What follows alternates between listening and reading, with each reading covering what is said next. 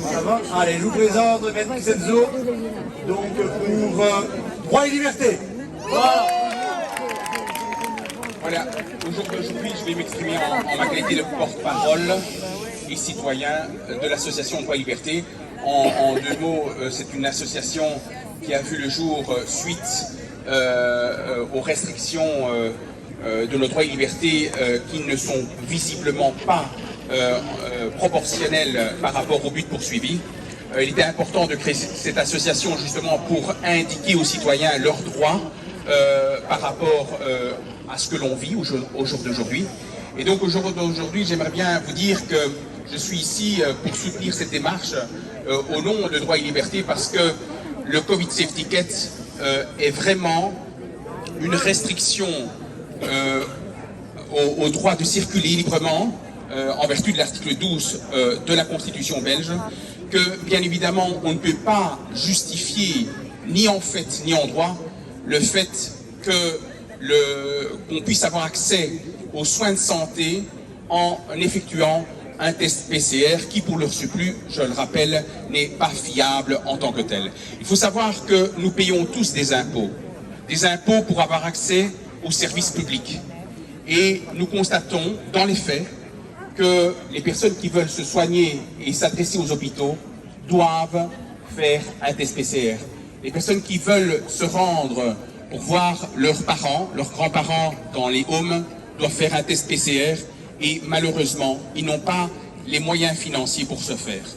Sachez que ce qui est beaucoup plus inquiétant, c'est lorsque le ministre de la Santé a clairement indiqué que le Covid Safety Ticket vise à permettre, à forcer la vaccination. Et je trouve qu'on doit se dire que la vaccination, comme l'utilisation du test PCR, est un acte médical qui doit s'accompagner, bien évidemment, de l'expertise de nos médecins. Il est important de dire que la médecine doit être réservée aux professionnels de la santé. Très important. Et qu'il n'y a pas, le politique ne doit pas se mêler dans l'art de guérir qui est réglementé par la loi en tant que telle.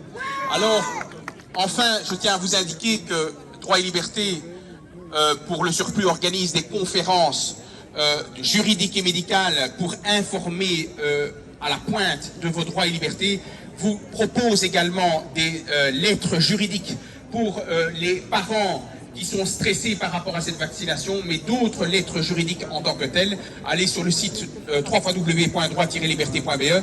Sachez aussi, en parlant de jeunes, que Droit et Liberté a exercé une action judiciaire devant le tribunal de première instance de Bruxelles contre la vaccination des jeunes.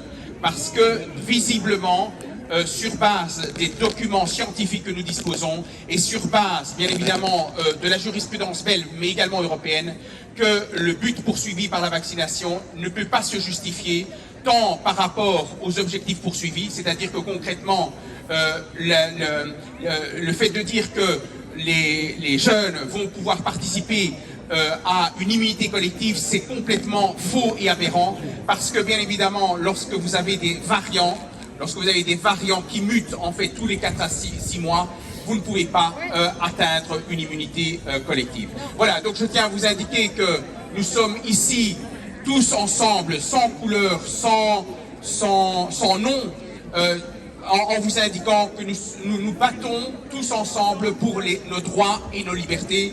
Et n'hésitez pas, nous sommes disponibles, nous organisons des permanences juridiques tous les samedis matins pour vous aider gratuitement pour la défense des droits et des libertés. Merci.